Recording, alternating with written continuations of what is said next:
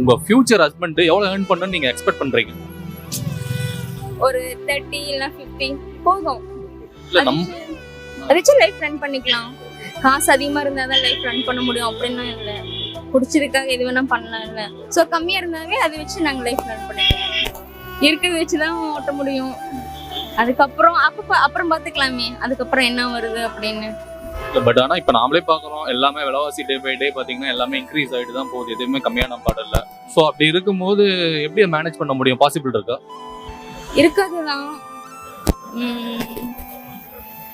இல்ல நாம பாத்துருக்க நிறைய கேர்ள்ஸ் உருட்டுவாங்க. ஃபிளைட்ல இருந்து வரணும் 300 நாளைக்கு 365 டேக்கு 365 சாரி இந்த மாதிரி உருட்டுகள் எல்லாம் கேள்விப்பட்டிருக்கேன். அந்த மாதிரி ஏதாவது ஹையஸ்ட் எக்ஸ்பெக்டேஷன்ஸ் ஏதாவது இருக்கா? நான் எக்ஸ்பெக்ட் எதுவும் பண்ணல. இருக்கிறத வச்சு லைஃப் பண்ணிக்கலாமே அப்படிங்கிற ஒரு மைண்ட் செட்ல தான் இருக்கேன். எக்ஸ்பெக்ட் பண்ணா அது ரொம்ப நிறைய திங்க் பண்ணிட்டே தான் நம்ம போவோம். ஸோ இருக்கிறத வச்சு ஓட்டிக்கலாமே.